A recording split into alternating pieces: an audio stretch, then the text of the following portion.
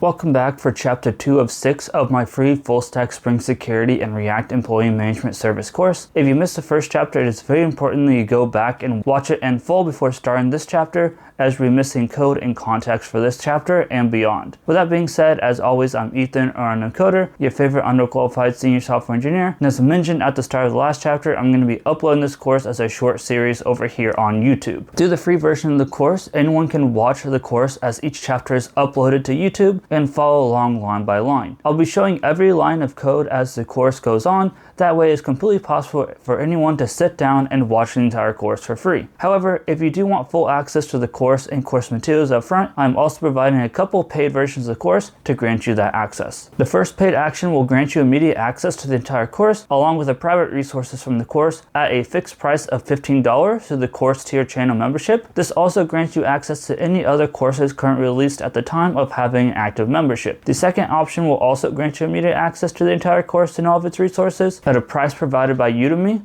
I will provide the link to the Udemy course in the description below, and I will also attempt to run as many promotions as possible on Udemy to help you all save some money on the course. But ultimately, I will be allowing Udemy to price the course at what they believe it is worth. No matter which option you choose to follow along with, I please ask you to leave a like on the course videos that you do watch.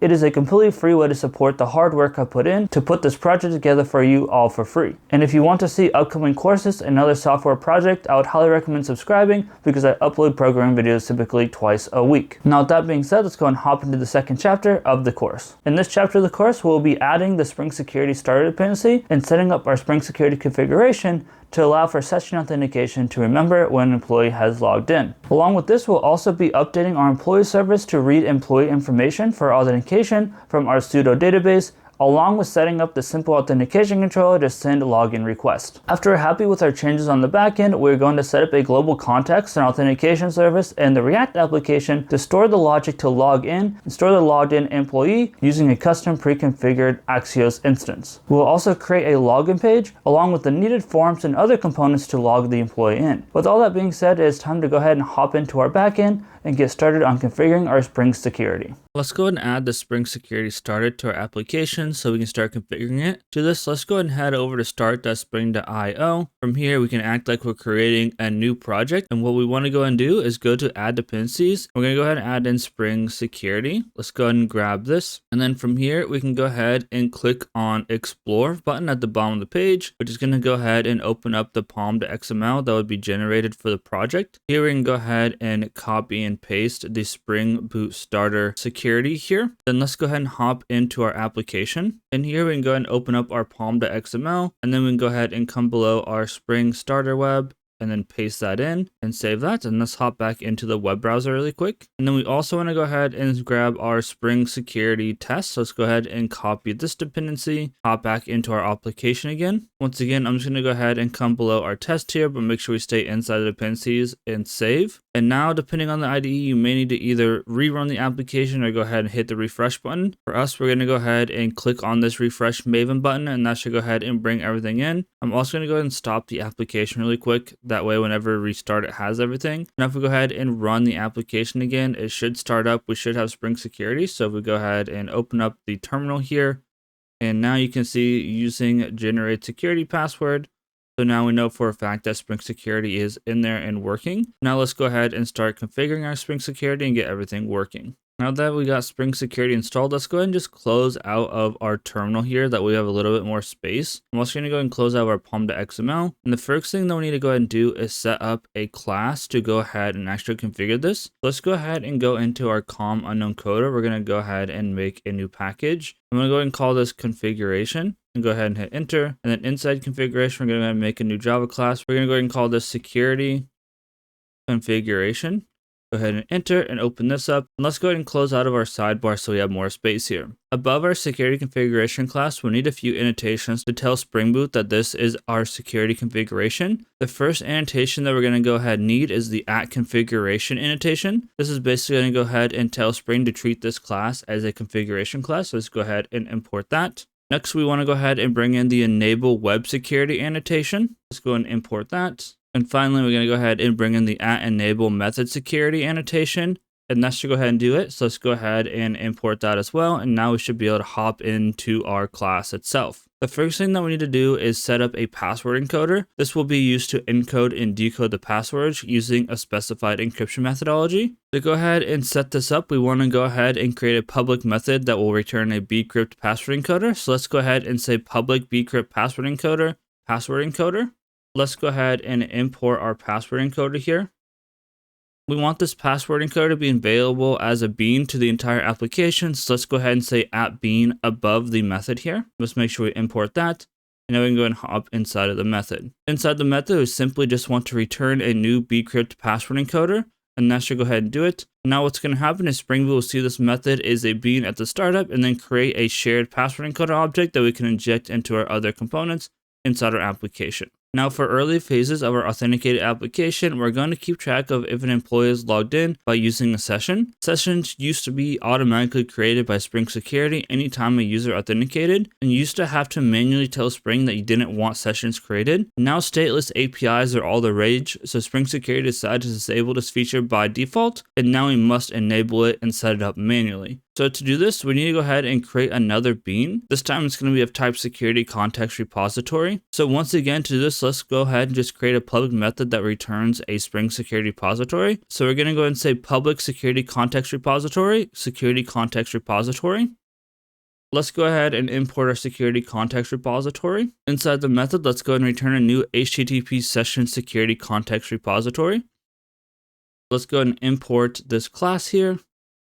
And finally, let's go and annotate this with the @bean annotation. Now we should be able to inject the security context repository bean into any class that needs access to it. Next up, we need to set up one of the most important beans in the configuration, the authentication manager. The authentication manager is more or less going to be the entity that checks if the user is authorized to access certain resources, as well as authenticate that their username and password are actually correct. To create the authentication manager, we'll once again need to create a new public method that's going to return an authentication manager object. So let's go ahead and say public authentication manager, authentication manager.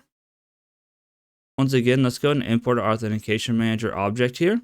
Inside of our authentication manager method parameters, we want to go ahead and pass a user details service object that would just go ahead and call user details service. Once again, let's go and import our user details service and we can open up our method. After our method declaration, we also want to go ahead and declare that this authentication manager method could throw an exception if the user is not authorized to do something. So let's go ahead and also say throws exception at the end of our signature here. Let's just clean this up a little bit. That looks a little bit nicer. And then finally, like the rest of these methods, we want this to be accessible to the rest of our application. So we're also going to go ahead and say @bean annotation above the method. That way we can inject this into our other classes as we get going here. Now we are ready to set up our security authentication manager. The first thing we need to go ahead and do is set up the authentication provider. And even though we do not currently have a database set up, we're still going to want to go ahead and set up a DAO authentication provider. So to do this, we're going to go ahead and say DAO authentication provider is equal to a new DAO authentication provider. Let's go ahead and import our DAO authentication provider. Next up, we want to set up our user details service for our provider. This will basically tell our provider what class to use to verify our user details and that a user exists when someone is trying to log in. To this, let's go ahead and call the provider set user details service method with the user details service object we passed in. So go ahead and say provider.set user details service, and then once again, pass in that user details service. We also need to tell our provider how to encode and decode the user's passwords as they're coming in to be authenticated. To do this, we'll go ahead and call the provider set password encoder. Then we need to pass in a password encoder, which we're going to go ahead and pass in that password encoder that we created above. So let's go ahead and say provider.set password encoder and then call the password encoder method.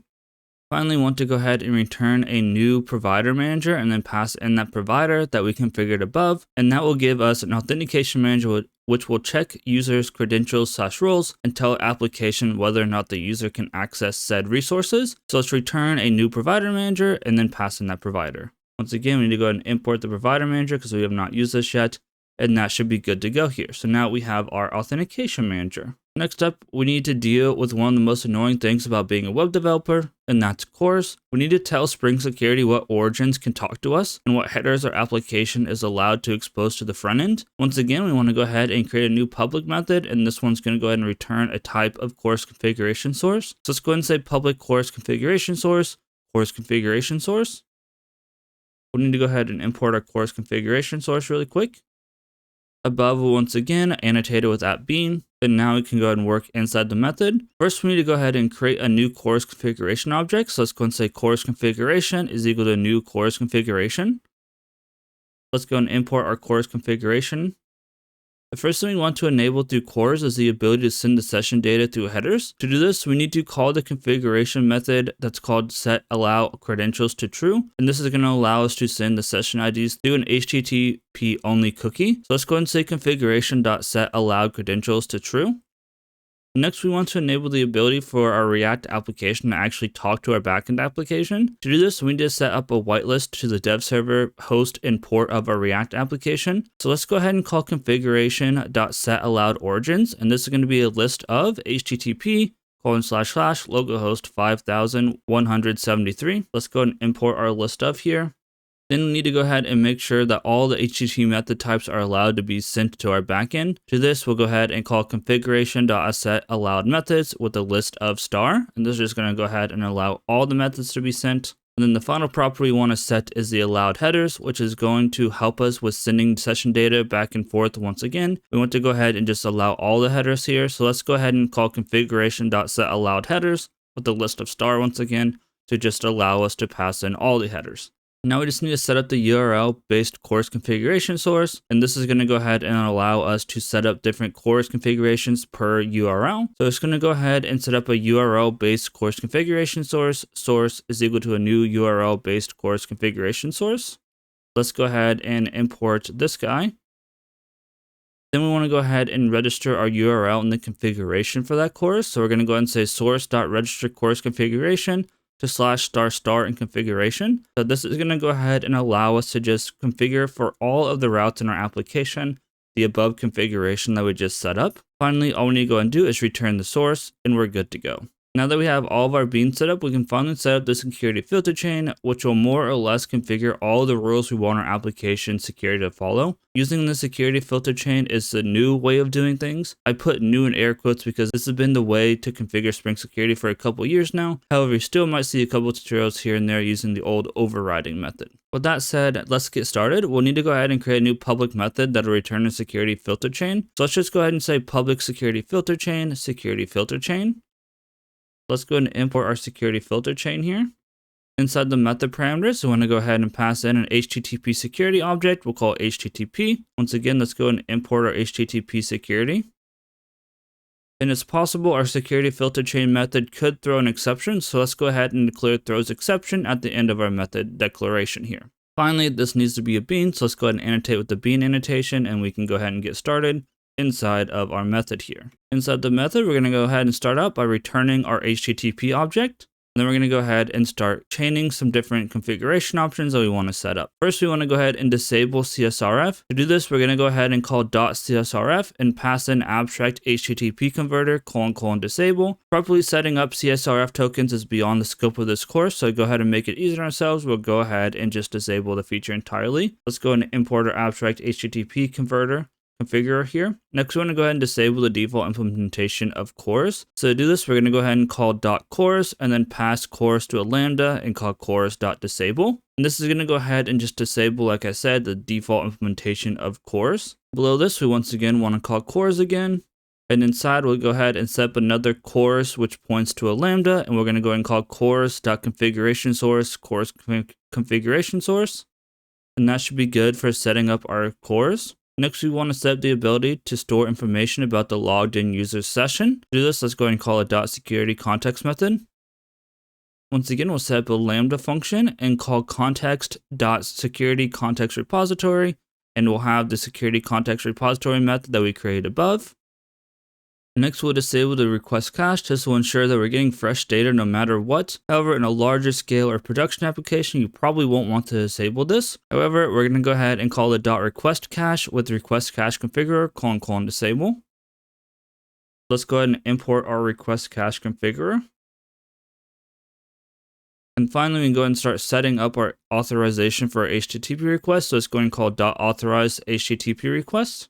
Inside, we're going to set up another lambda with the request. Here, we're going to go ahead and chain the .anyRequest method. And to start out, we want to go ahead and call the .authenticated method on this any request. And this is basically going to go ahead and tell Spring Security that any request that is not going to be included inside of like our unauthenticated request, it's just going to need to be authenticated no matter what. Now let's go ahead and come out of our .authorized HTTP request, and we want to go ahead and build this HTTP object. So let's go ahead and call .build. Now that's going to go ahead and set this up. We still need to do a little bit more work to set up some unprotected routes. So let's go ahead and deal with that, and then we'll get going here. Finally, we can now set up the request security, or in layman's terms, who can access what API endpoints. To keep things clean, let's go and hop below our security filter chain method to set up a private method to generate the request matchers for us. For now, we're just going to go and set up the method to generate a list of unprotected routes. These will be the routes that anyone can hit, whether they are authenticated or not. Let's go and create a new private final method that will return an ant request matcher array. So let's go ahead and say private static ant auth request matcher array on protected routes. Let's go and import our ant path request matcher. We can go and open up our method here. Inside, we want to go ahead and just return a new ant path request matcher array. And inside of our array, we just want to go ahead and return a new ant path request matcher with /auth/*. So this is going to go ahead and take a look at this /auth route, and any routes that are connected or kind of link through /auth is going to go ahead and just be unprotected, and anyone can go ahead and hit that. As we get going here and start adding more and more features, we'll go ahead and refine this a little bit so that maybe it's only going to be log in and log out, stuff like that you can hit if you're unprotected. But for the time being, this is how we're going to go and set it up. Now we want to come back inside of our security filter chain. We have our authorized HTTP request. We want to go ahead and set up these unprotected routes here. That way anyone can access them. So we're going to come above our any request, and we're going to go ahead and say .request matcher unprotected routes. So after our .request matcher with our unprotected routes, we're going to go ahead and say .permit all. And this is going to look through this array. It's going to go ahead and check to see if this user is hitting one of the auth endpoints. And if they are, it's going to go ahead and permit them to go through. Otherwise, if they're not hitting one of the arrays inside of this route, or if it's not hitting one of the routes inside this array, it's going to go ahead and say, hey, you need to be authenticated to hit this. That should go ahead and wrap up our basic authentication configuration. But before we have a working Spring Security application, we need to go ahead and deal with the user detail service that we are injecting into the authentication manager up above right here.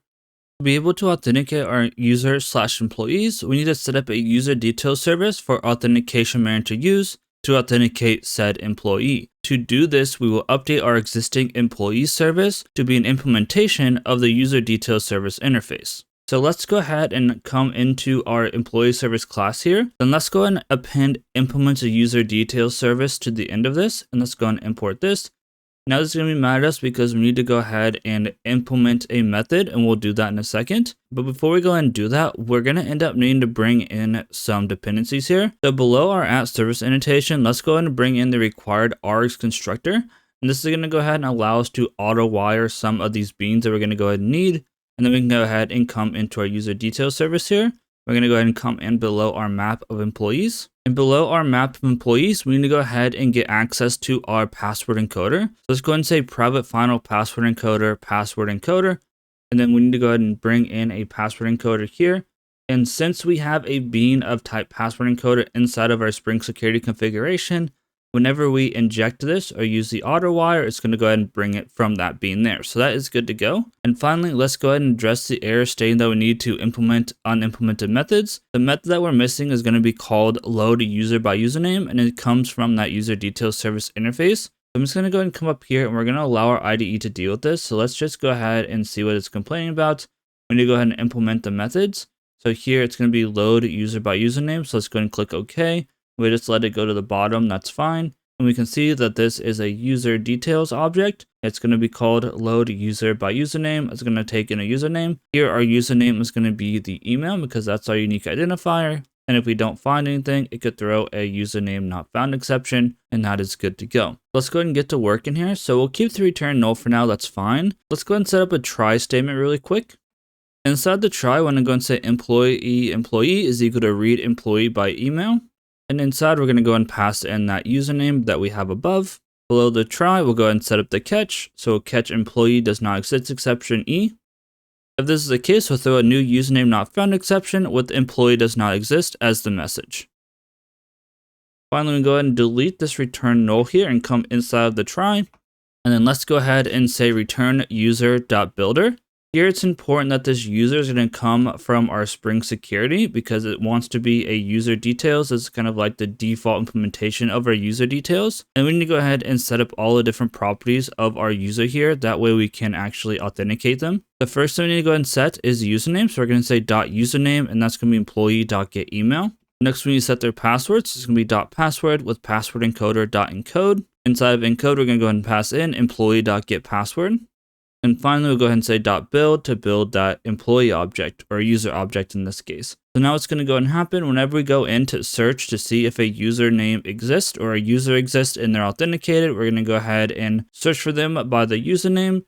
If they do exist, we're going to go ahead and return that user detail. Otherwise, we'll go ahead and throw a new username not found, which basically will tell Spring Security, hey, the email and password or username and password that you passed in is not a valid combination and this user doesn't exist. As we go ahead and get moving a little bit farther here, we'll also go ahead and put in some roles here, and then it'll have another layer. So then it'll also check to make sure the username and password match. And then I'll also take a look at the role to make sure that the role also matches, but we'll get into that a little bit later. So congratulations, you have now learned the very basic building blocks of setting up basically any Spring Security application. We'll be updating this configuration as we continue to evolve the application, but what I showed you here gets you most of the way there. At this point, you have an application that will allow users to hit the auth endpoint where we will have the login functionality, but if they try to hit any other endpoints before logging in, they will be greeted with a 400 and no access. And how this is going to work is when Spring Boot creates our security configuration and the authentication manager, it will look for a class of type user detail service and find our employee service and inject it into the authentication manager. Then anytime we use the authentication manager to authenticate or authorize an employee, it will use the load user by username method we just set up to pull a user from the database and check its credentials. I think that this is pretty exciting, but let's not assume that this is working. Let's go ahead and hop into Postman to make a couple API requests to ensure that our security configuration is working and not allowing us access to the employee endpoints which we're currently authenticating against. To do this, let's pick the API request to read all employees. So if we go ahead and make a request to http://localhost 8000/employee, when we get a response, it should say 403 or 401 forbidden or unauthorized, one of the two, because we have not logged in and authorized the employee to access this link. To fix this, let's go ahead and set up functionality to log in as an employee. And then once we are logged in, Postman will, for better or for worse, add our session ID cookie to each subsequent request, allowing us to be authorized to access the employee routes. Back inside of IntelliJ, let's actually make use of our authentication manager and set up the ability to log in a user and then in turn allow them to access our API. To do this, we're going to want to go ahead and set up a new service for authentication. So let's go and open up a project, and inside of services, we'll go ahead and make a new Java class. We'll go ahead and call this authentication service. And let's go ahead and enter and hop in here. Let's go and close out of the sidebar so we can see better. Once again, since this is a service class, we're going to go ahead and use the @service annotation above. Let's go and import that. And since we are wiring in dependencies, we'll also want to go ahead and include the @required_r constructor here. Let's go and import that as well from our Lombok. We can hop into our class now. Inside our class, we're going to need a couple of dependencies. First, we need access to an employee service. Let's go and say private final employee service. This should more or less be imported for us automatically since we're already inside of the service package. And since this is our authentication service, we also want access to our authentication manager. So let's go and say private final authentication manager. Here we do need to import our authentication manager. So let's go ahead and import that and we should be good there. Then we once again need access to our password encoder. So let's go and say private final password encoder. This is also going to need to be imported. So let's go and import our password encoder. Now we need to set up some security context objects to be able to store employees' information when they log in. First, let's go ahead and set up a private final security context repository. Once again, let's go and import this. Below our security context repository, we need to go ahead and set up a private final security context holder strategy. We'll go ahead and call this security context holder strategy. Let's go and import this as well.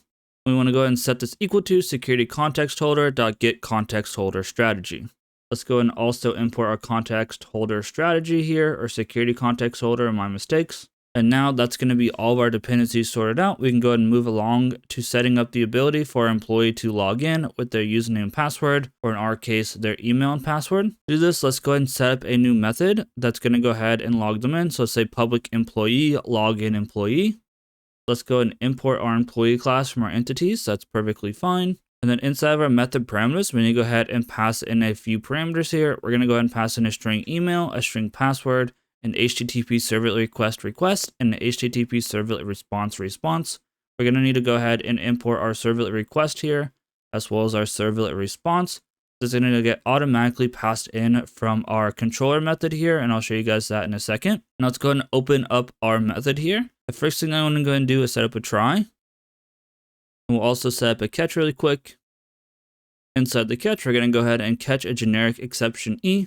And then to make our compiler happy for the time being, let's come below our catch block, and we're simply going to go ahead and return null.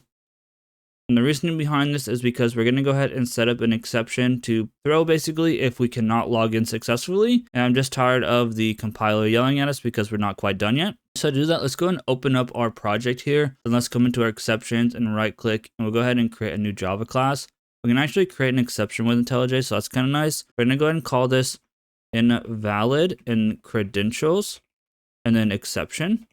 Go and hit enter to open that up, and it set up a public constructor for us already, so that's nice. Above this, we're going to go ahead and make another public constructor though. Let's go ahead and say public invalid credentials exception. And inside, it's going to go ahead and call super with invalid credentials. And then as you can see, it already set up another one for us, so that's kind of nice of IntelliJ, so it looks good to go. So let's go ahead and close out of this exception. Let's go ahead and close out our project sidebar so we can go ahead and have more space here. So now we want to go ahead and come back inside the catch here. And if we hit the catch, so basically what's going to end up happening is we'll go ahead and try to hit the authentication manager. If that causes an exception, then we're going to catch. And then we want to go ahead and throw a new invalid credentials exception. Let's go ahead and import this really quick so it's not yelling at us. We want to go ahead and pass a message. Our message will state username or password incorrect. Now we can go ahead and return this null here, and we'll go ahead and start working inside the try. So if we successfully log in, we'll go ahead and return that logged in employee. If we fail for whatever reason, we'll go ahead and throw that exception. So that's why we don't need the return null. So now inside of our try block, we need to go ahead and set up the logic for actually logging in said employee. To start out, we need to go ahead and declare a variable of type username password authentication token. So we'll say username password authentication token. Let's go and import our username password authentication token really quick. We're going to go ahead and set this equal to username password authentication token dot unauthenticated. And inside, we're going to pass the email and password that's coming in from our request. Next, we need to use our authentication manager to see if this set of username and password actually belong to a user and they're a valid pairing. So to do this, we're going to go and say authentication is equal to authentication manager dot authenticate. Let's go and import our authentication here. And then what we want to go and authenticate is that authentication token. So inside of our authentication manager.authenticate, we'll go ahead and pass in that authentication token. This will use the user details service find user by username method we overrode in the employee service to see if the employee exists, and then also see if the password is correct. If that's the case, we can go ahead and move on to storing the employee session. To store the employee session, we first want to set up an if statement that's going to say if authentication.isAuthenticated. If this is true, then that means that we have successfully logged in, and we're going to go ahead and set up a security context. We may need to go and import our security context here. So let's go and import that. This is going to be equal to security context holder strategy.create empty context. Then we'll go ahead and call context.set authentication with that authentication object. We'll say security context holder strategy.set context to that context. And finally, we want to store the context in the context repository. So we'll say security context repository.save context. And inside the save context method, we need to pass in the context, the request, and the response. Now we need to come outside of our if statement. And since we are successfully logged in, we want to go ahead and pass back the entire employee, not just the user detail that we created inside of our authentication token. So to go ahead and do this, we're going to go ahead and return our employee service.read employee by email and then pass in that email. Once again, this employee obviously exists at this point because we went ahead and authenticated, made sure the username and password is all correct, all of that good stuff. So we should be safe to go ahead and just return that without throwing any errors. Then if we do happen to throw an exception, we still have this catch here that'll go ahead and throw that invalid credentials exception, but we shouldn't have to worry about that. Now that we have the business logic behind logging an employee, we need to set up the endpoint for the employee to hit to actually log in. But before we get into creating the controller, we need an object to pass the employee's email and password to our login endpoint. To do this, we want to go ahead and hop into our project here, and we're going to go ahead and go into our DTO package, right click, new Java class, and we want a record. We're going to go ahead and call this login request. Go and hit enter. Above our login request, we're going to go ahead and use the app builder annotation just in case we ever want to use a builder on this. It's not very big, but you never know. And then inside of our record, we're going to go ahead and include the email and the string password. And this is going to be what we pass back to our login request. Now that's looking good to go. Let's go ahead and go into our controller package and make a new class. And let's go ahead and make this the authentication controller. Let's go ahead and hit enter, and let's close out of our project sidebar so we have a little bit more space here. So since this is a controller above, we're going to use @rest controller annotation. Let's go and import that. We also want to go ahead and set up the @request mapping with /auth. Now we can go ahead and map this controller to the /auth route. Let's go and import our request mapping. Just to be safe, we'll also go ahead and set up @cross-origin as well. Let's go and import this. And inside, we're going to set the origins equal to http://localhost 5173. Finally, we will be injecting some different dependencies. So we'll also go ahead and use the @required_args constructor to auto-wire our dependencies for us. Now we can come inside of our authentication controller. For now, the only dependency that we're going to need is the authentication service. Let's go and say private final authentication service authentication service. Here, we will go need to import this since we're inside of a different package. So that's good to go. And now we can go ahead and set up the method to allow us to log in. Let's go ahead and say public employee login employee. Once again, we need to go and import our employee from our entities. Inside of our login employee method parameters, we need to go ahead and use the @request body annotation so we can pass in that login request. As I mentioned, our request body will be a login request. We'll go ahead and call this body. Let's go ahead and import our login request. We also need to go ahead and pass an HTTP servlet request and an HTTP servlet response. These are going to be automatically passed in for us by our Spring Security or Spring Web, Let's go and import these. So import this and import this. That looks good to go. Now we want to come up above our method and we're going to use @postmapping to /login. Let's go and import this. So once again, this is going to go ahead and go to /auth and then /login. And then we're going to go ahead and pass in the body. And this needs to be a post request, so just keep that in mind once we get the postman. And now we can go ahead and deal with logging in the employee. Luckily for us, this is going to be pretty simple. All we need to go ahead and do is return authentication service.login employee. And then our employee is going to go ahead and take in the email, password, and then request and response. So inside of our method, let's go ahead and return body.email, body.password, and then that request and that response object. Now we can go ahead and save that. And that's basically all we need to go ahead and do to actually log in. But now we also need to not forget about the error response if the credentials are incorrect. So we're going to do something similar to how we dealt with our employee does not exist exception inside the employee controller. What we want to go ahead and do is we want to come below our post mapping for login, and we're going to go ahead and say public response entity of type string, handle invalid credentials exception. And we're going to need to go ahead and import our response entity. That is fine. We need to come above here. Above, we're going to use the @exception handler annotation. And inside, we're going to go and pass in the invalid credentials exception.class. Let's go and import an invalid credentials exception. And then whenever one of these happens, so the employee tries to log in and it has incorrect credentials, or if they try to access something improperly, because later on we're going to set up roles, then we're going to go ahead and return a response entity. Here, we're going to set up the status of 403, and we're going to set a body of invalid email or password. So if they tried to log in and they have an incorrect password or whatever, or incorrect username or email, it's going to go ahead and throw that invalid credentials exception, and then this will automatically handle it for us and send back a 403 saying, hey, you're forbidden to see this. Now this is all the code that we need to allow an employee to log in, and then once they are logged in, they should be able to access any of the employee endpoints. But that's for now until we start doing some further restrictions with roles. So now we want to go ahead and test out the ability to log in and actually hit these by hiding over to Postman and logging in. But before we do that, let's not forget to go ahead and refresh our application. That way it's actually going to have the changes because we're using the free version of IntelliJ here. We can also make sure that's going to start up properly. It does. Perfect. So now let's go ahead and hop into Postman and just make sure we can log in and everything is working. So over here in Postman, now we have this auth folder here with this login. So here we just have the admin employee at company.com and password is pass. So now to log in, all we need to do is make a post request to this http:// localhost8000/auth/login. And like I mentioned before, our body is going to have a JSON body that includes the email and the password of the employee. Let's go ahead and try to log in as the admin, and fingers crossed we didn't mess anything up, because it's very easy to break things. So if it does work, great. If it doesn't, let me debug really quick. So as you can see, we haven't screwed anything up yet. That's good, because this is the simple part. When we get back an employee, as you can see, also it is not including the password, because we don't want to pass the password back to the front end, because that's not very good security. So now whenever we have a successful response, we should see this object like I mentioned. But if we go into the cookies, you should also see that we have a session ID. And this is basically the session ID that will keep us logged in. Unfortunately, there's not a very easy way to clear these from a logout functionality or anything else until a little bit later on in the series. For now, if we want to log out, we have to just restart the application basically, or just log into someone else. But now that we've logged in, let's go ahead and come back to the GET request for read all employees. The first thing that you should notice here is that if we go into our headers, there is a cookie called JSessionID.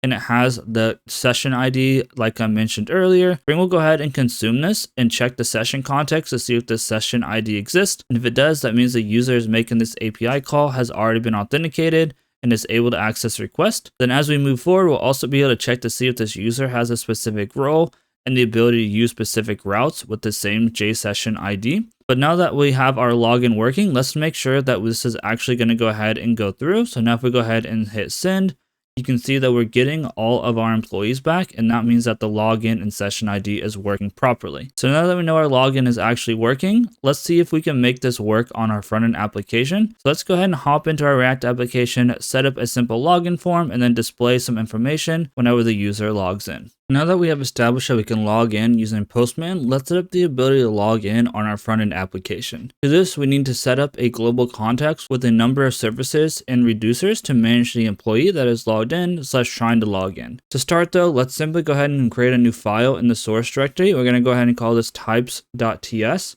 Go ahead and enter. And inside the types, we need to go ahead and declare a TypeScript type for the employee object our backend will be sending back to us. So let's go ahead and say export interface employee. Inside our employee interface, we're going to go ahead and have a email of type string, a first name of type string, and a last name of type string. Now we'll go ahead and do it for now. We're going to go ahead and add on to this, obviously, as we continue here. But for now, that's all our API is sending back. So that's all we're going to go ahead and need. And now we need to go ahead and open up our project again. We're going to make a new directory inside of our source. We're going to go ahead and call this services. And then inside of services, we're going to go ahead and make a new file. And this is going to go ahead and be called global context.tsx. Let's go and open up our global context. Let's go and hide the Explorer, and we can go ahead and get to work in here. The first thing we need to go ahead and do is say export type global context type.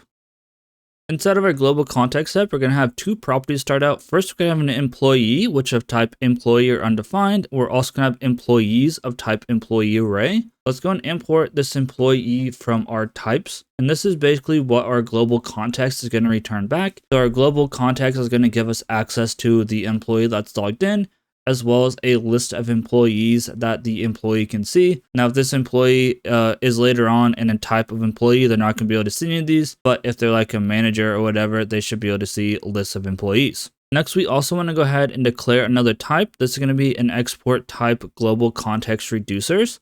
And this is going to go ahead and be an object that we can pass reducers from our global context to other services that we're going to go and set up in a little bit. Let's go and open up this object. We need to set up a couple things in here. First, we're going to go ahead and set up a property called update employees. This is going to be a function that takes an employee of type employee and returns a void. We also need a property called update employees, which is a function that's going to take in employees, which is an employee array, and returns void. This is going to be the reducers that allow us to update the employee and employee objects from different services inside of our application. Next, what we want to go ahead and do is actually set up the context that we can pass around to our application. So let's go and say const global context is equal to create context of type global context type or null, and then pass the null for the time being. Now let's go ahead and import our create context from React. It's going to be mad at us for a second because we're not using it. That is perfectly fine. And then we're also going to go ahead and set up an easier way to actually use this context by setting up a hook. So to do this, we're going to go and say const use global context is equal to an arrow function. And inside of our use global context, we're going to go ahead and return use context with our global context. And basically, this is just going to go ahead and allow us to not call use context everywhere we want to go ahead and use this. We'll just have access to it with this hook. So it's looking nice. Finally, we need to go ahead and set up the actual context provider, which is going to be the bulk of the work. To do this, let's go ahead and say function global context provider. Let's go ahead and open up this function. Let's hop into the props. We want to go ahead and say the props are of type children React node. And that should be fine. Now we can go inside of our function and actually get to work. The first thing we want to go ahead and do inside of our global context provider is set up the different states for our employee and employees. So let's go ahead and say const employee set employee is equal to use state of employer undefined. Let's go ahead and import our use state here. It's going to be mad at us once again because we're not using them, but it'll get over it in a little bit. Then we also need to go ahead and set up the state for our employees. So say const employees and set employees is equal to use state of employee array, and this will be an empty array. So that's looking good to go. Now let's go ahead and set up our different reducers that we need access to. Starting out, we'll go ahead and say const update employee is an arrow function. Inside the arrow function, we need to go ahead and pass in employee. Then we'll simply call the set employee function with employee. Next, we'll go ahead and set up our const update employees, which is an arrow function. Inside the arrow function, we'll go ahead and pass employees. Once again, we'll simply call set employees with those employees. So these are just going to go ahead and, like I said, be basic reducer functions that allow us to set the employee and employees state from different services that we're going to go ahead and set up after we get done with this. Now we need a way to actually export these. So let's go ahead and say const reducers is of type global context reducer. Inside of a reducer object, we'll go ahead and return the update employee and update employees. And finally, we want to go ahead and set up a return object for our global context provider. Inside, we want to go ahead and return a global context.provider object.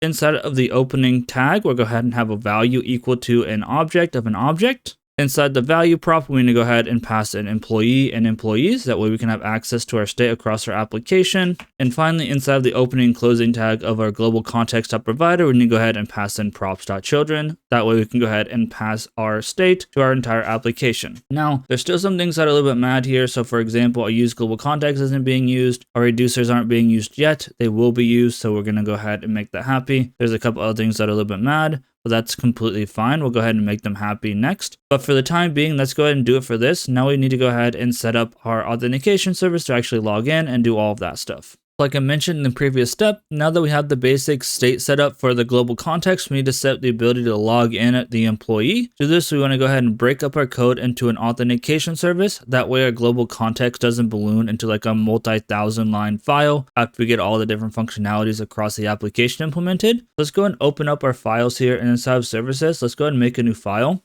Go and call this the authentication service.ts. This one's not going to be returning any TSX, so we don't need to call it .tsx. And let's go ahead and close out of this so we have a little bit more room. Similar to our global context, the first thing that we want to go ahead and do is export a type to pass around here. So let's go ahead and say export type authentication service type. Inside of our type, we're going to go ahead and set up a couple of different properties. First, we're going to have a loading employee information, which is a Boolean, and employee authentication error, which is a Boolean. And then we're also going to go ahead and need a function here. The function property is going to be called submit login, which will take an email and a password and then return a void. So now that we have our service type set up, we can go ahead and set up the actual authentication service itself. To do this, let's go ahead and say export default function, use authentication service. We want to set up a couple things inside of our function parameters here. Inside our method parameters, we're going to go ahead and pass in a request of type Axios and a reducers of type global context reducers. Let's go ahead and import our Axios really quick. So this is just going to come from Axios, and we're also going to go ahead and import our global context reducers as well. So it's looking good. Now it's mad at us right now because we're not using these, but it'll get over it in a second. The final thing I want to go ahead and do is ensure that this is going to return an authentication service type. That way, whenever we bring this in to our global context in a second, we have access to all the types and different objects that we want, properties that we want. So that's looking good. The first thing we want to go ahead and do once we get inside of the function is break apart the reducers object to gain access to the specific properties that we want. To do this, we're going to say const update employee inside of curly braces equal to reducers. This is going to give us access to that update employee reducer that we'll use in a second. And then we want to go ahead and set up some state for our authentication service here. The first piece of state that we want to go ahead and set up is const loading employee information and set loading employee information is equal to use state of type Boolean. That's going to be false. Let's go ahead and import our use state here. Let's go ahead and go below this. So we need another piece of state for our employee authentication error that we want to return. Let's go ahead and say const employee authentication error and set employee authentication error is equal to use state of type Boolean and false once again. And that's looking good. And now we can go ahead and set up the actual functionality of our service here. The only functionality we're going to have for now is login. So let's say const submit login is equal to an async error function. Login needs to take in an email and a password, both of type string. Then inside, let's set up a try. And we'll also set up a catch here. We'll just catch an exception E or an error E. And inside the catch, we'll first console.log E. And this is because it's going to be mad at us if we don't utilize E in some way. And if we have an error, that means that something went wrong when we're trying to authenticate the employee. So we're going to go and also say set employee authentication error to true. Now that we have the error state working, let's go ahead and hop into the try. So if we're inside the try, that means that we're loading the employee information. So let's go ahead and call set loading employee information to true. We also want to go ahead and call set employee authentication error to false. That way, if we tried to log in at one point and it was an error, whenever we come back through and try to log in again, it'll go ahead and reset the error for us. Now that we have our state all set, we want to go ahead and say const res is equal to await request.post to /auth/login. And this is going to go ahead and need a body. For our body, let's go ahead and set up an object. And inside the object, let's pass the email and the password because that is what our login request is expecting. Then if we successfully logged in, no errors or anything, we're going to go ahead and call update employee, the res.data.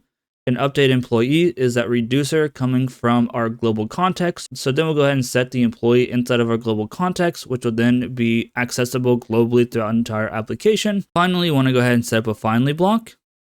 And finally, no matter what, at the end of this, we want to go ahead and call the set loading employee information to false because whether we were unsuccessful or successful in logging in, we are no longer loading that employee information and we want to go ahead and set that to false. So now all of that looks good. Let's go ahead and set up a return statement. And inside the return statement, we'll need our loading employee information, our employee authentication error, and our submit login. And that should go ahead and make the entire class or whatever we want to call it file happy. And we should be good to go for our authentication service now to be able to log in an employee. Now you probably noticed inside the authentication service that we're passing an object called request. So like right here, we have this request object and it's an Axios. This is because it is possible to create an Axios object instance that you can use to basically make API requests repeatedly and more simply. We want to go ahead and set up a way to generate one of these objects very easily. And then so to do this, we're going to go ahead and open up our file explorer. Inside services, we're going to make a new file. We're going to set up a new hook in here and we're going to go ahead and call this use axios.ts. Let's go and hit enter. Let's go in here and close our project structure here. Inside of our use Axios file, we're going to go ahead and say export default function use Axios. Inside, we're first going to go ahead and set up a base URL for our Axios to hit. So this will be const base URL is equal to http://localhost 8000. Then we need to go ahead and set up an object for some reasonable headers that we're going to pass to all requests. So say const headers is equal to an object. Inside, we're going to go ahead and have content type is application JSON.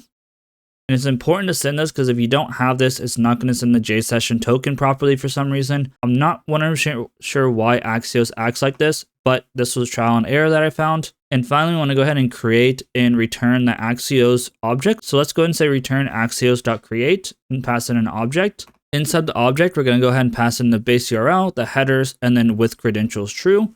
So once again, this with credentials true is going to go ahead and allow us to send that JSession ID to our backend automatically as an HTTP only cookie. And then we also go ahead and need this application.json to kind of facilitate all of that. So again, that was just trial and error. Let's go ahead and import our Axios really quick so it's not mad at us. Now all I need to go ahead and do is pass in the URI. We don't need to pass in the entire base URL. Then we can also just pass in whatever we want by saying like axios.post, axios.get, so on and so forth. It just makes it a lot easier and a lot cleaner. Now that we have the logic set up to log an employee in and we have the means to create a reusable Axios object, let's go ahead and finish setting up the global context to set up the global employee object. So let's go ahead and hop into the global context once again. And now what we want to go ahead and do is first we need to add in a new property to our global context type. We want to go ahead and gain access to our authentication service. So let's go ahead and say authentication service is of type authentication service type. Let's go and import our authentication service type here. Maybe let's go and import that. There we go. And then to properly go ahead and set up our authentication service, we need access to the Axios. So let's go ahead and come into our global context provider. And then above our state here, let's go ahead and say const Axios request is equal to use Axios. Let's go and import our use Axios here. And that should be good to go. And now we can go ahead and actually come below where our reducers are and go ahead and set up where our services are going to be. To set up our authentication service, let's go ahead and say const authentication service is equal to use authentication service. Now let's go ahead and import our use authentication service like so. And then to our use authentication service, let's go and pass in the Axios request and reducers. And then that should be good to go. Now it's just mad us because we're not using it. So now to go ahead and get that to go away, all we need to go ahead and do is come in below our employees for the value. And then we need to go ahead and pass in the authentication service. Now we have access to the authentication service through our global context provider, which can then update our employees. And we can have access to the employee through anywhere through this provider. So that's looking good. And then now the final thing that we need to go ahead and do is actually export this whole global context stuff. Let's go ahead and come below our global context provider function here. We want to go ahead and say export use global context as default in our global context provider.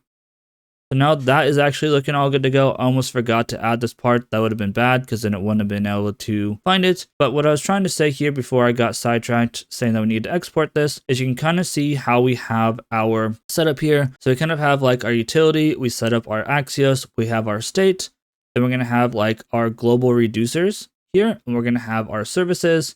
Then finally, we'll also go ahead and return this. So now what we need to go ahead and do is set up the ability to actually access this throughout the entire application. And then we can start working on the login page and getting all of that set up. Now to gain access to the global context, what we need to go ahead and do is wrap our global context provider around our entire application. That way, everywhere around the application can gain access to that. So to do that, let's go and open up our file explorer here.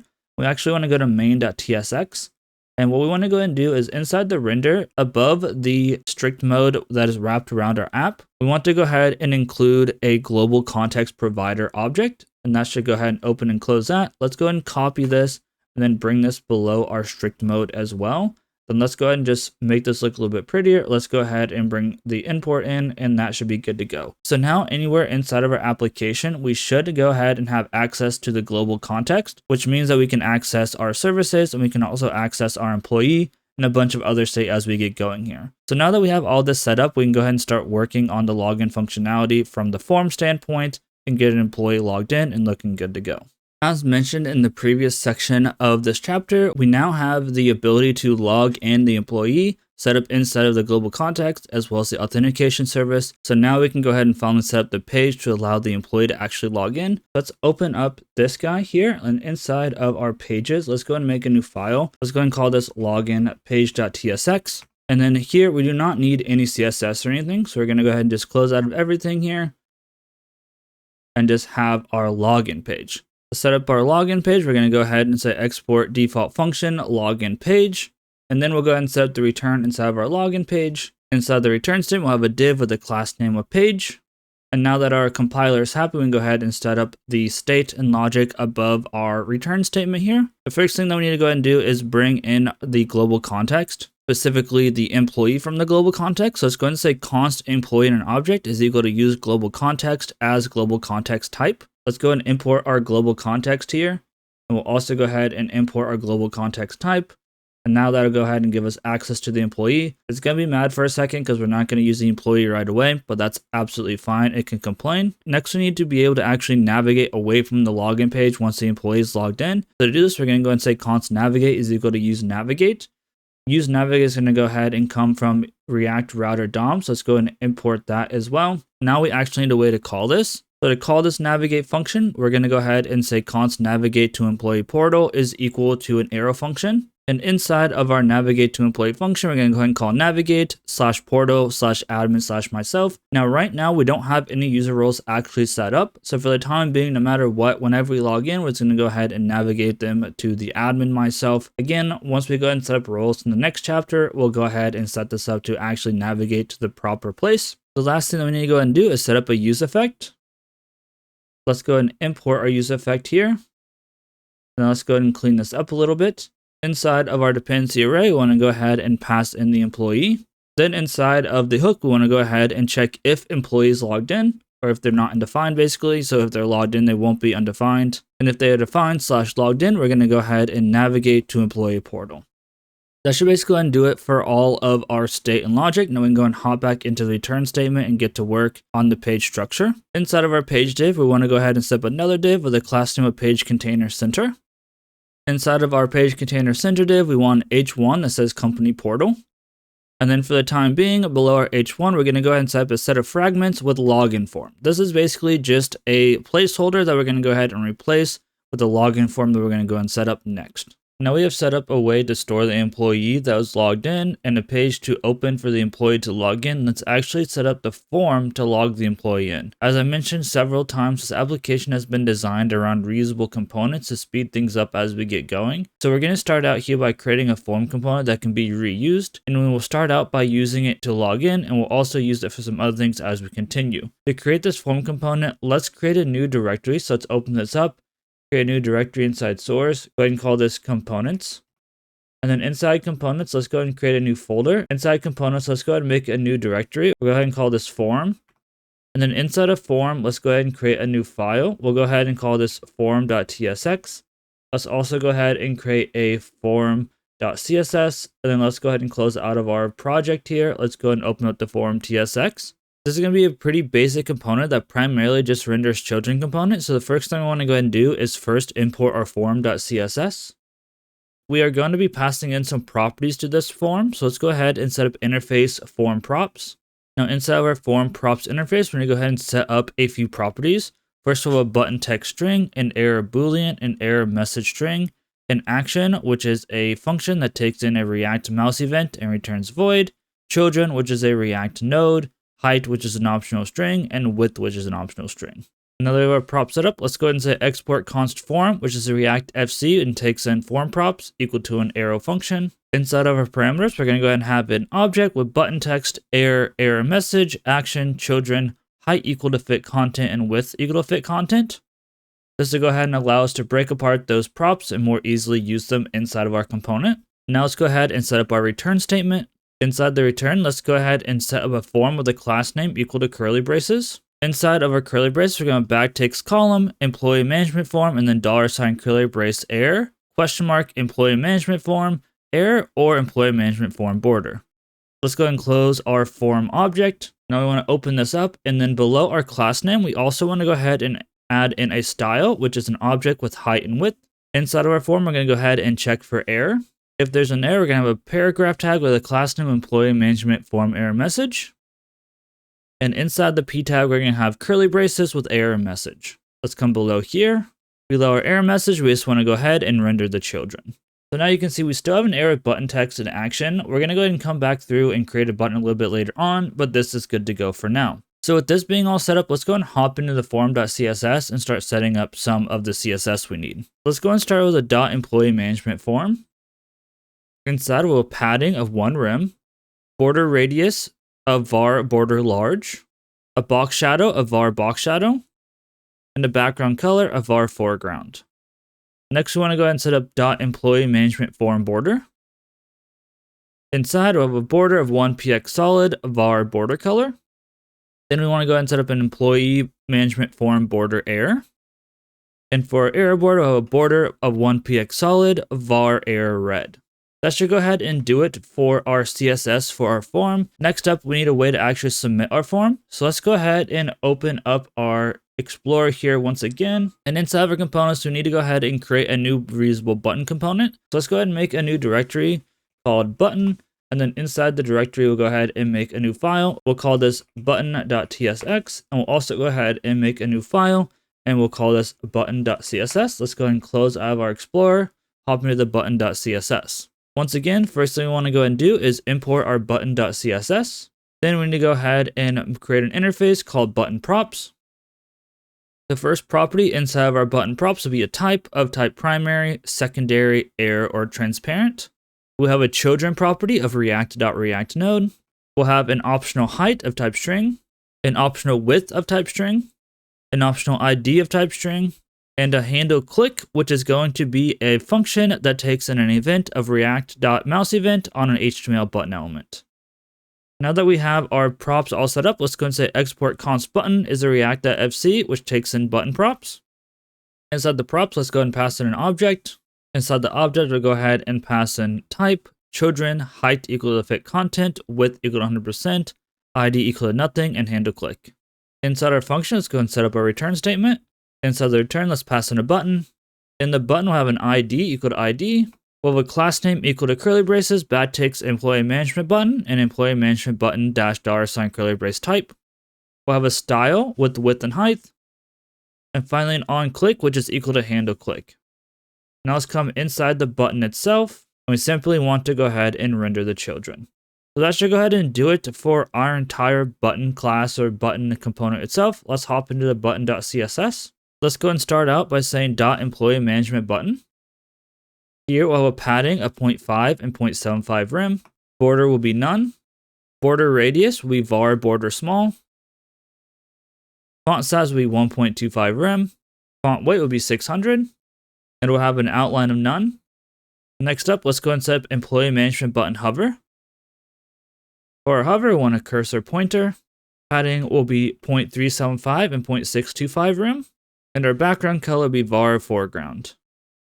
Now we need to go ahead and start setting up the different types of buttons that we have. So starting out, we'll say .employee management button transparent. Here we'll have a background color of transparent. Then we need to go ahead and set up an employee management button transparent hover. We will set the padding to inherit. And we want to make sure that our background color stays transparent. Next, we need to go ahead and set up our .employee management button primary. Our background color will be var primary. And our color will be text primary. Then we go ahead and set up the employee management button primary hover. Here we want to go ahead and set up a border of 2px solid var primary. And then we're going to go ahead and set the text color to var primary. Then we're going to go ahead and set up our employee management button secondary. Our background color will be set to var secondary. Our color will be set to text secondary. Then we need to go ahead and set up our employee management button secondary hover. Now we'll go ahead and have a border of 2px solid var secondary. And our color will be set to var secondary.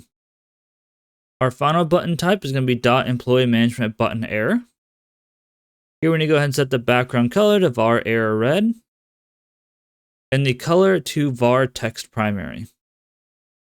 We'll go ahead and set up the employee management button error hover. Here we're going to go ahead and have a border 2 pixels solid var error red, and we'll have a color of var error red. So that should go ahead and do it for all of the CSS for our button. So now that we have this button completed, let's go ahead and go back into our form component and go ahead and implement it. Let's come in below our children, and below our children, let's go ahead and render a button component. Here we can go ahead and import our button component from /button, and we need to go ahead and open this up to go ahead and add in some properties. For our properties, we're going to go ahead and set the type to primary and handle click equal to action. And then we can go ahead and open up the component itself. It's going to be expecting some children. For the children, let's just go ahead and render some button text. So that'll go ahead and clear up all the errors that we have inside of our form component because we are passing everything through, and that is looking pretty good. So now we just need to go ahead and create one more reusable input component to actually be able to capture the user's input. So let's go ahead and open up our Explorer. Inside the form, we're going to go and make a new file. We're going to go and call this form input.tsx. Let's go and open this up and close out of our Explorer. Once again, let's go and import our form.css. We also need to go ahead and declare a form input props interface. Inside of our interface, we're going to have a type string, a label string, a name string, a placeholder string, and a content of string or number. We're also going to go ahead and have a handle input, which is a function which takes in an eReact.change event on an HTML input element and returns void. Now that we have our props figured out, let's go ahead and say export const form input is a react.fc taking in form input props equal to an arrow function. Inside the parameters, we're going to go ahead and pass an object with type, label, name, placeholder, content, and handle input. Then we'll go ahead and set up our return statement. Inside our return, let's go ahead and have a simple div. Inside the div, we'll have a simple label. Inside the label, we want to go and set the attributes HTML4 equal to name and class name equal to employee management form label. And then inside the label component, we're going to go ahead and have curly braces label and colon. We're going to want to come below our label, and let's go and include an input object. Inside input, we're going to go ahead and set type equal to type. We'll set ID equal to name. Class name will be equal to employee management form input. Name will be equal to name. Placeholder will be equal to placeholder. On input is equal to handle input. And value is equal to content. So that should be a very simple input. Let's go and hop into the form.css. And let's go and start creating some CSS for these new inputs. First thing we need to go ahead and set up is .employee management form label.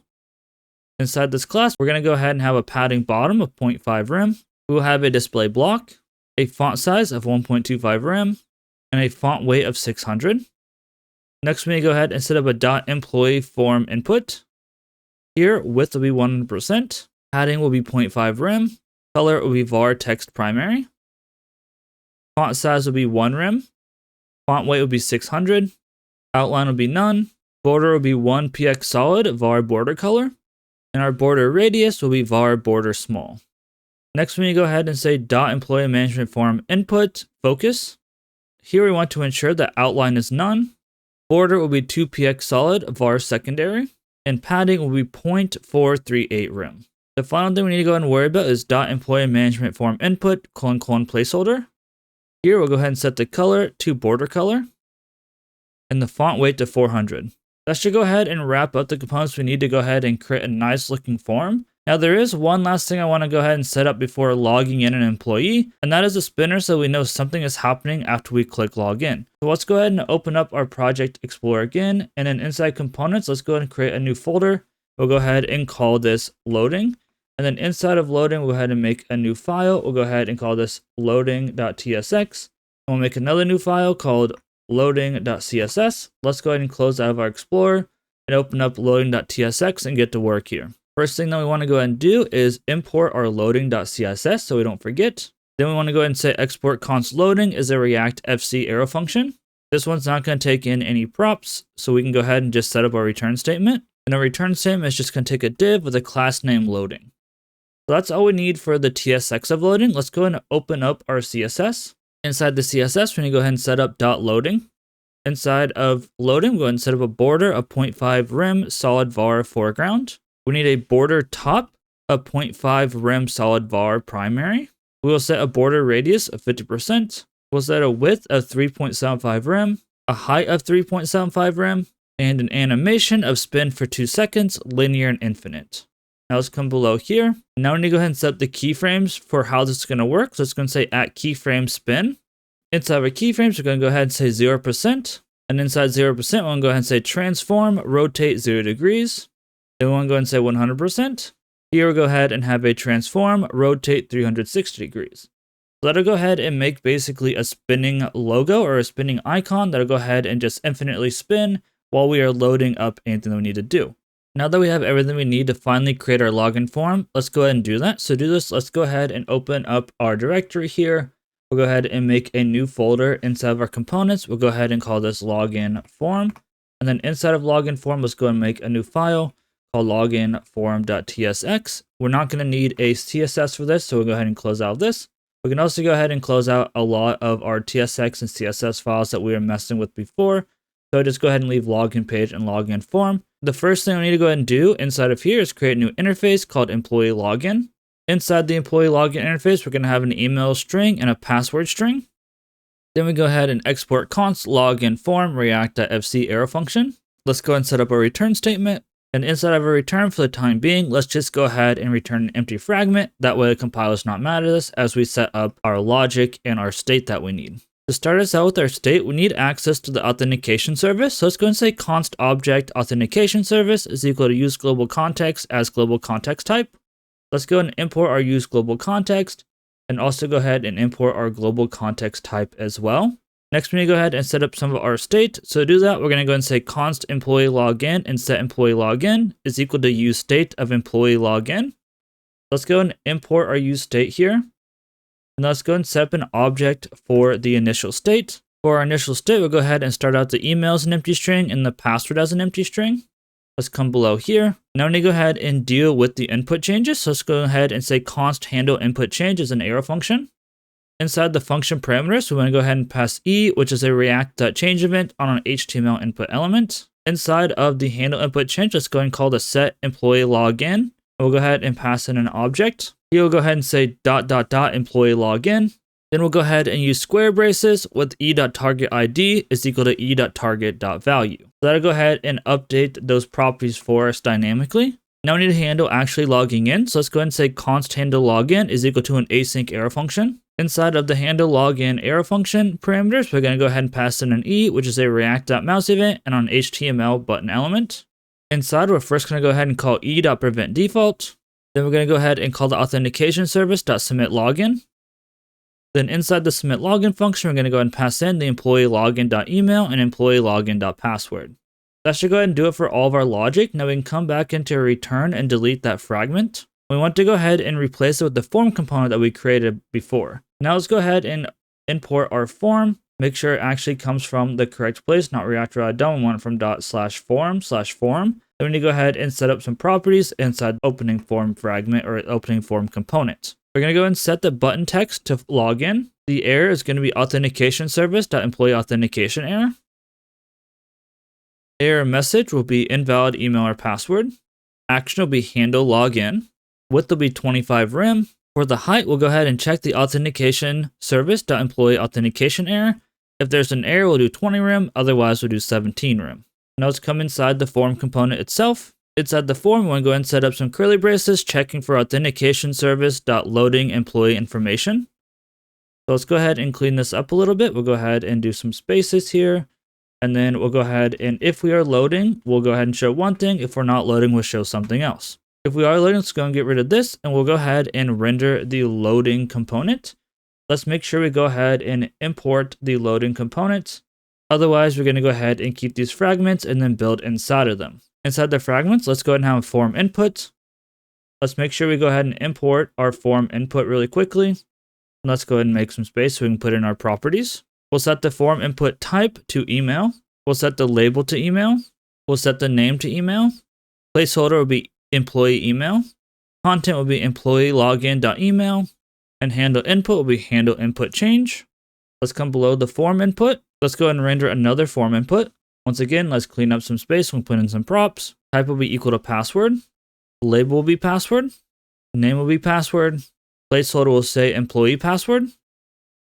Content will be employee login.password. And handle input will be handle input change again. And this is going to go ahead and be the entirety of the login form for now. And it was simple to put together because we put in a little extra work beforehand to set up those reusable components, which we'll be using again later on. All we have left to do now to log in is simply add our login form to the login page and make a small change to the layout page to view the employee once you're logged in. Let's first navigate to the login page here. And now instead of having login form, let's go ahead and replace this with the login form component. Let's go ahead and import our login form component.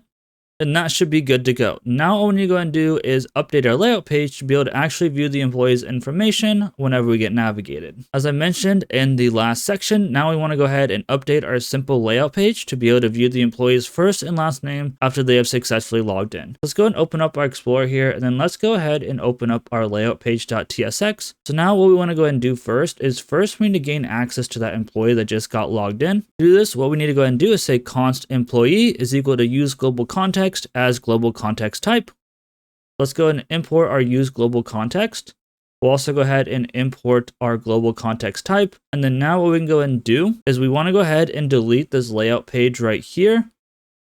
And instead, let's go ahead and add in a check for employee. So if the employee is logged in, we're going to go ahead and have an H1 with the style of margin top. And inside the H1, we're going to have curly braces with employee.firstname space curly braces employee.lastname. So now whenever we log in, we should be navigated to the layout page or like whatever page and it should go ahead and say employee first name, employee last name. So now let's go ahead and move on to the final step before trying to log in and making sure everything works before wrapping up this chapter. Finally, we want to actually be able to display the login page when we open up the application. To do this, let's go ahead and navigate to our app.tsx file here. And now instead of having a login page fragment, we actually want to go ahead and render the login page itself. So now inside the element, let's go ahead and type out our login page.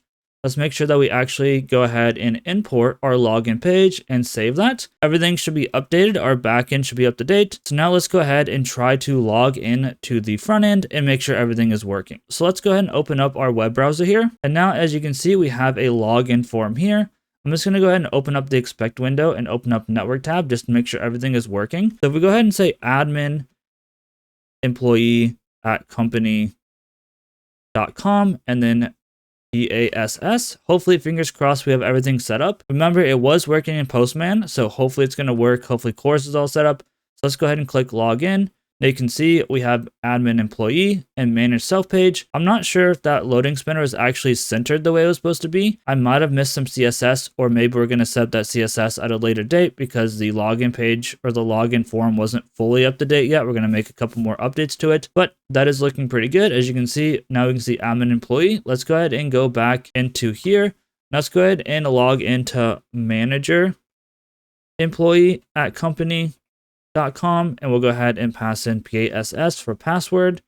Again, there we go. This is loading. I'll have to double check why that's not being centered. I may add it into as an addendum. Is that the word? I might add it at the end as an addendum to make sure we all are up to date on that. But finally, let's go ahead and log out one more time. And then let's go ahead and try in an employee 1 at company.com and then PASS. Let's go ahead and log in. You can see that is good to go as well. Let me go ahead and double check what's going on with our login form CSS. That should be centered in there. Then we go ahead and add that in as addendum, and we'll go ahead and wrap up this chapter. Before we wrap up the episode, I do want to make one small change that might have slipped through the cracks whenever I was working on this. So here in this loading, there's no actual way to center this. So what we want to go ahead and do is we want to create a div above this, and this is going to go ahead and be div class name equal to center. And then inside of here, let's go ahead and copy the loading really quick. We'll go ahead and put the loading inside the center, and that'll go ahead and center the loading bar or the loading spinner inside of our login form. I think at one point maybe I had this and maybe got lost in refactor or something. But now let's go ahead and hop into the web browser again and just make sure this is looking good and how I want it to. So let's go ahead and log in as an admin employee at company.com, and we'll go ahead and pass in PASS, and then let's go ahead and log in. As you can see, that was centered a lot better, it looked a lot better, and now I am happy to go ahead and wrap it up here and wrap up this chapter before heading into the next chapter. That's going to go ahead and do it for the second chapter of our Spring Security Employee Management System course. In this chapter, we successfully brought in Spring Security starter dependencies and configured our session storage, along with setting up our employee service to fetch the employee information to authenticate against. We also set up our authentication service and control it to log the employee in and store their session information. Then we expand our React application to use a global context and an authentication service to store the employee's information when they log in. Finally, we set up the login page along with the components needed to log the employees in, using the logic and API requests set up in the authentication service to fetch the employee's information and sessions to store in the global context. As mentioned earlier in the video, if you would like access to the entire course up front, including all of the code and materials which come along with it, there are two ways to achieve this. You can either purchase the course over at Udemy. I will leave a link in the description below. Udemy will be setting the price as they see fit for the content, but I will attempt to run as many promotions/coupons on the course as possible to help you guys save money. The second option is to subscribe to the course level membership of my channel. This will grant you access to the entire course, plus access to the private GitHub repository with the code. This will be a flat $15, and you only need to be a member for the single month while this course is out to gain access, and then you can go ahead and decline to renew anytime you see fit. Of course, if neither of these options work for you, I will be incrementally uploading each chapter to YouTube, and you can follow along with each completely for free. The only thing that I ask if you are following along is to go ahead and like and comment on the video. It'll really help out with the reach of the course. And if you do want to go ahead and see more programming content similar to this, I would highly recommend subscribing. With that being said, I hope you join me in the next chapter when we'll be adding Spring Data JPA in our database to the Spring Security application to authenticate employees based off of a database. We'll also be expanding the security configuration to allow for more employee roles, and specifically setting up the basic logic for the admin employee role. We will also, of course, expand our React application with the corresponding views and logic for the admin employees to do their jobs as well. With that being said, y'all, this has been Ethan, or Encoder. I hope you have a great day, and I'll see you all in the next video.